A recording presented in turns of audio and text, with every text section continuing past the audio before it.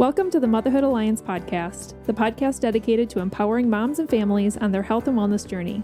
I'm Brittany Suttner. And I'm Andrea Rankus. Together, we're here to explore holistic approaches that go beyond conventional medicine.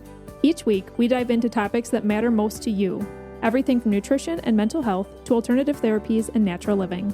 We'll bring you the expert interviews, insightful discussions, and practical tips to make motherhood a little easier and help your family thrive.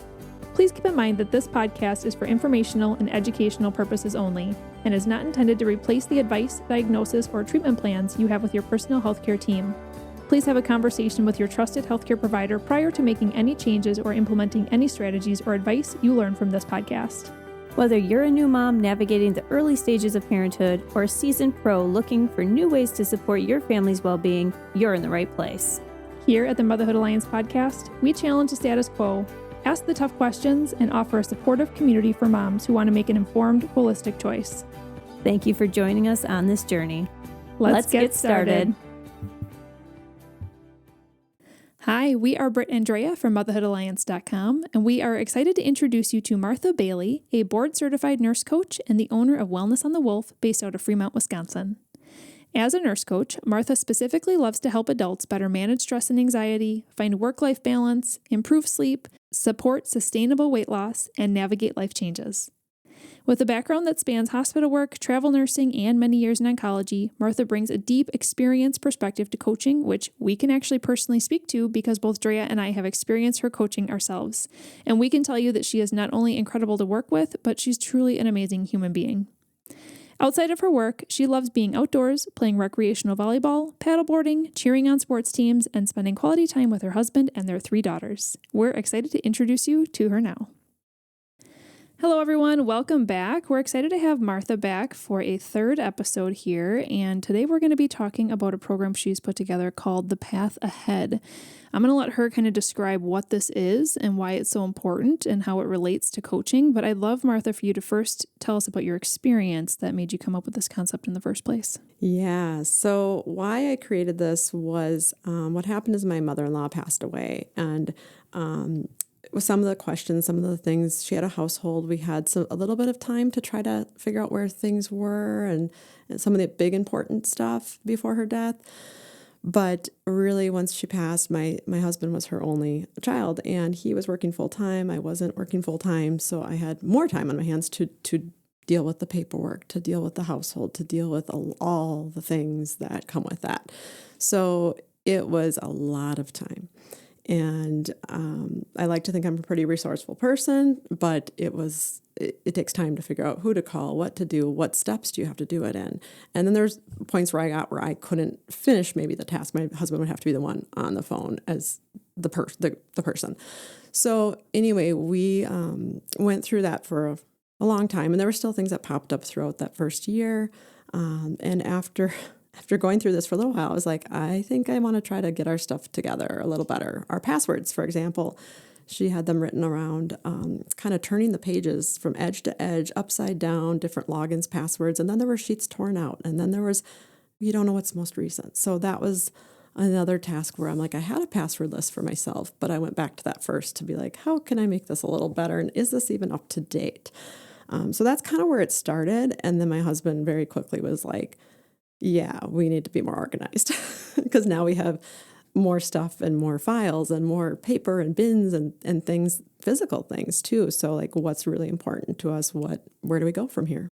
Mm-hmm. And I think about going through that kind of an experience. Yes. I would have no idea where to start. Well, none. I mean, we have it with like our grandma died not too long ago, and I went up, we helped my grandpa figure out things, and my mom took care of a lot of stuff, but there was even just like the physical stuff, like she had diamonds, she had all this other, these things. And it was just like, well, where's all the paperwork on this? And it just would have been super nice to be a little bit more organized. And then I think of that for my stuff and I'm like, oh man, there's a mess in here. Like what's important to me? Yeah. What's really important? Like my dresser drawer is not important. Like what's in it? People might think it's important. No, it's not, So I don't know. There was just the thought process it's important to think about. Yeah. And the more I started to jot down some of these resources that I used for, her situation, but also for ourselves and applying it to our household, our kids, our, if we own our own home, like different things like, oh, when's the last time that the furnace has been checked on, or different, like it kind of, I went into this like, oh, there's all sorts of things. And it really turned into a life planner versus death planner. And I researched, there's a lot of different things out there for death planning, and, the funeral director, the funeral homes were great, a resource too. But really, this planner is a physical paper planner as of now. There's talk of electronic and doing things like that, but there's 12 tabs, and end of life isn't even until tab 11. So there's a lot of life before that. And the biggest thing I found after doing this for ourselves and now having to offer it to clients is the time that you save, the stress that's saved for now living. Like, I don't have to search for my accounts and passwords. I grab my planner. I grab it on a weekly basis. My kids know about it. Like, doesn't have to be in my head or weighing on me. So saving time, saving stress were one of the biggest reasons why I was like, this needs to be shared. I need to figure out how to do this. So that was some of the why. And then saving money too. In the end too, it does save money to get this stuff together. Mm-hmm. What about because I have a lot of my passwords on, my computer, right? So you have like an automatic login, that sort of thing. I know some people might even be thinking the same thing. And you might have it too, like where you have automatic logins and stuff. How do you, what do you have to say about that stuff? So with this planner, there's one tab that has the accounts and passwords. And because I've worked with people that are, older, that are more comfortable with paper, some that are electronic, it comes back to coaching. And the way I do this is through coaching appointments and kind of a presentation discussion and examples. And we talk about different things in their lives to improve and organize and where to start. So if somebody's got something electronically organized, or they have their will, they have their trust, they have, I've got that all in order. I've never had somebody go through it. Even the funeral home owners found some things that they needed to update when they went through this program. They thought they were all set. But it comes back to like, okay, it's a tool. Yeah. So if you have your stuff electronically organized for passwords, great. So that tab you just write in my phone or in, this app, and the location of where it might be or who might know how to get into that. That's a great point. So it's the location and the who are the key pieces as well. You don't have to, it's not the planner itself, it's the doing and pulling it together. So you're saving yourself time instead of scattered walking all over the place. What is the point of this? It's so that if you're not around, somebody else knows where to find whatever it is, right? Yeah. And so, that makes sense. Makes sense. And even it saves me time every week. Like I said, I can grab things and I don't have to run down to the basement to look at the furnace for the model or type. If I need to order a filter, I've got it in that planner. So you can make it your own. And that's what I encourage is as we go through it, we individualize in a way. So I do it in a small group setting, but then everyone walks away with their own action steps. So between the appointments, they have things to work on. And sometimes it's making an appointment with an attorney or researching or talking to people to figure out. Again, I can provide local resources. I can help with that piece. But sometimes word of mouth or referral is a great way to have that just trust of like, okay, who's somebody that can help me do this in an easier way, quicker way, and I don't have to spend time just doing the research. Yeah, absolutely. What I even think about for our loved ones, like having this together, because for you, having to go through all of your mother-in-law stuff, I'm sure you're also processing grief at the same time, just like in our last episode, we talked about major life transitions. And so now you have to figure out all this stuff that takes major brain power, tons of research when you didn't have time to begin with, while you're sitting here with a foggy brain and grief. And you still have life coming at you. Things aren't slowing down in your own life, Yeah. So this really, I like your point here about, this helps us like stay organized in our everyday thing and not having to run downstairs to see what the furnace like number is for the filter. But at the same time, this is really also to make other people's lives easier in case they need it. Yes.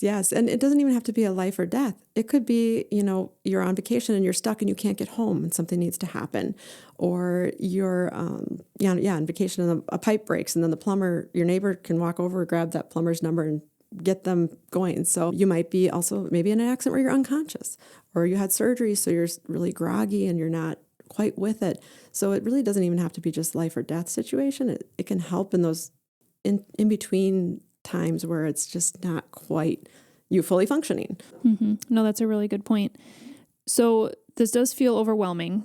And because, everybody's busy, it's like, well, don't have time to gather all this stuff right now. So where would somebody start? Obviously, you said that you do this through a group coaching program, which I think is key because you could just have people buy a binder and then be like, there you go. And you know it's going to sit on their countertop because they're busy, right? Yeah. So the group coaching piece is one thing. But in your like 12 tabs, how do you help people prioritize which ones to start with and like to actually start this process? Yeah. So we have 2 1-hour like group coaching sessions that are about a month apart. And then the third piece is an individual follow-up call from me that I set up and schedule with that person or that couple about another month after that second time we meet. So we go through the first section, like tabs 1 through 5 in the first meeting, kind of talk about it, and then they have some assignments or action steps, life work after that.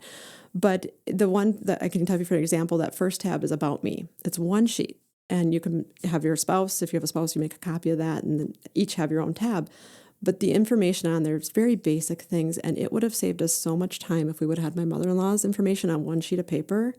Like what that. type of information? Social Security, where she was born, her parents' name, to just start on that list of phone calls in case of death. And then I also added some things like, what's your favorite color, your meal, like the kind of the warm and fuzzy getting to know you things. And I think that's the oncology nurse in me, and having worked with people that have died or on their deathbeds and family and stuff like that. But that example is just that tab alone could save time in that situation. When you talk about how the group coaching program works, my parents had a planner that said in case of death, and it was in the living room. We talked about it for years. They'd refer to it.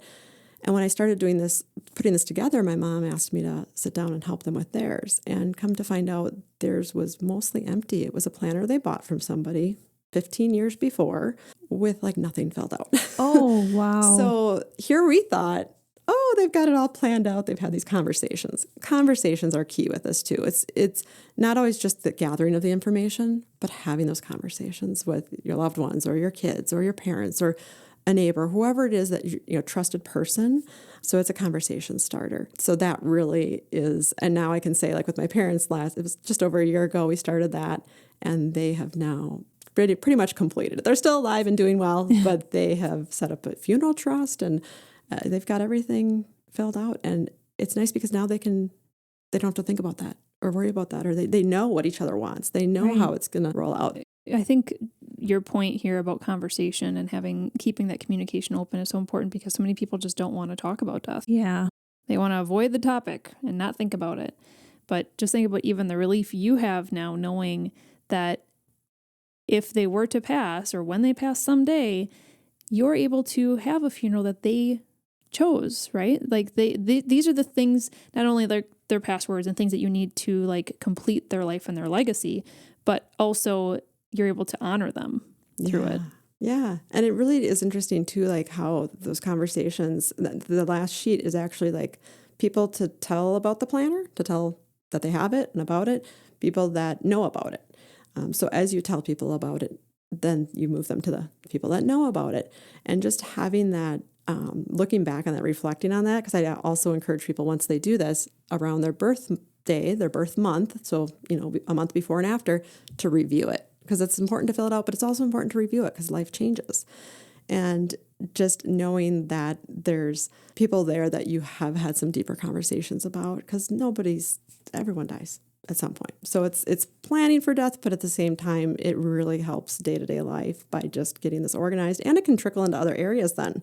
Like we talked about before with coaching, maybe this is a starting point, or maybe somebody's worked with me for, losing weight or stress management. And now they're like, oh, okay, now I want to do this. And like, it's kind of like motivating to kind of keep things moving and improving life so you can enjoy the day-to-day activities, or, look forward to the bigger bucket list trips or whatever it is. Mm-hmm. Now, as you're talking about people who have access to this, I also think about like security, right? Because this has your passwords to everything, your bank account, everything. So do you recommend that people would keep this like in their safe? But you said you're also like reaching for it on a weekly basis. So how do you kind of navigate this line of, I don't necessarily want my neighbor seeing everything in there, but I'm having an emergency and my water is flooding my house and I need them to run over there and grab it. So tell us about how you're navigating that. So this really kind of comes back to how I coach people. It's individualized. So what works best for you? And sometimes it's not necessarily putting stuff in the planner. And sometimes it's like just writing location is in the safe. And then so-and-so knows that code or where that is. So it depends on their comfort level. Sometimes people keep it in their like locked up fireproof safe. Some people fill out certain pieces and not others, and they'll just make sure. notes about who or what or where to talk to.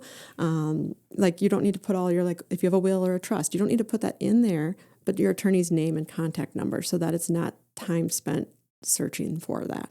So it kind of depends on the comfort level and what somebody wants. Some people want like electronic, and that's, I won't advise them like legally on what to do. I won't tell them how to manage it, but it's a tool that they can work with to get better organized. I like that you have such flexibility with it, because it feels like a lot for me, if I'm like, it's a one binder, everything's in there, like Brittany said, security wise and everything else, but you have great ways of getting around whatever it is that they need to individualize, and just, this is where the location is. Yeah. It just makes a lot of sense. And sometimes maybe they won't fill out the whole thing. Maybe there's areas that won't, they're not quite ready to talk about, like end of life. So let's set that tab aside. But we can still make a lot of progress Sure. in other ways to help you have more time and less stress. Yeah. Well, and even when the end of life comes, all that other stuff filled out is going to help. Yes, So absolutely. So how often do you hold these group coaching programs, and how would people find out about when they are? I will offer them and schedule them anytime really that works for the group, or I'll keep throwing things out there online for virtual sessions that we can do through Google Meets. In person, again, I love doing stuff like this in person, in groups. It could be even, a group of your girlfriends getting together. We can make it fun. That's a great idea. Yeah, so Or family. Really, I've got a pretty flexible schedule for the most part. So I just really want to get this out 2026. I really want to share this with more people that have went through this program. It's all been so much positive feedback, and nobody's said, oh, I wish I wouldn't have done that. It really has been neat to see, and I just feel like it needs to be shared this year. So I really want to do more and more sessions and get this out to more people's hands and get the conversation started. how long is the session? So you said there's two main sessions and then like a phone call, but how long? Yeah. Like what's the time investment as far as with you go? So 2 hours and 20 minutes total Oh, okay. with me. Again, I'm available in between. So if there's resources or they have questions, they can email me and contact me in between. I can send them things, but it's literally like 60 minutes for the first time that we meet. And then about a month later, we do another 60-minute session with a little bit of a presentation talk through the binder. And then that last phone call is really for accountability, to make more progress, is really to check in. Have you met your last few action steps? What's next? And then from there, it still could change. It still could evolve to other things, maybe yearly follow-ups if they wanted to have me check in 6 months or a year on more progress.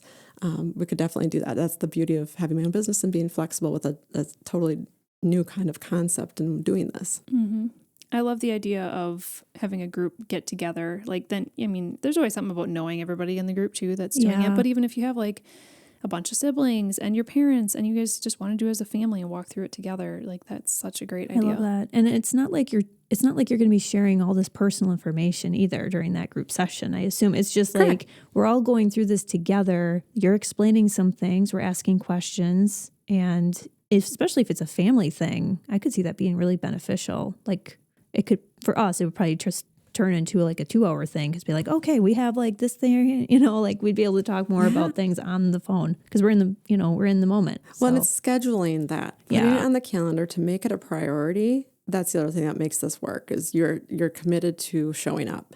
And with the family situation, I think that'd be awesome to do, because sometimes you have family members that don't really want to talk about any of this, or they feel like I'm not ready for that, or I'm so scattered, nothing's together, but maybe their spouse is worried and that's very unsettling. So doing it as a family can be a little less daunting, and I can sort of be the neutral person to sort of bridge some of these conversations and not make it as scary or as daunting. yeah. Well, and this is also something people can do whether they live here in Wisconsin or in Florida or in Arizona or anything like that, right? Definitely important anywhere.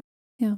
This is great. Thanks, Martha, for number one, starting this program, but also number two, sharing it with us, because I think it's going to make a difference in a lot of people's lives. And even though it takes a little bit of time now to put together, it's going to save so much stress and research down the road. So worth it. All right, you guys, we have one more episode coming up. We're going to just kind of be hot fire in this episode here with different, talking about sourdough and fermentation and just all these other things. It's going to be kind of a fun one. We're going to be just kind of talking off the cuff and having a conversation. So I hope you'll join us for that one as well. If you enjoyed this episode, would you consider leaving a rating or review or sharing it directly with a friend who could benefit from the information? We know that you're a busy mom or caregiver, and our goal is to make your life easier by bringing tips and tricks directly from experts into your earbuds. By sharing this episode with someone you love, you can play a critical role in helping to make their life easier as well. We appreciate your time and thank you for being a part of the Motherhood Alliance family.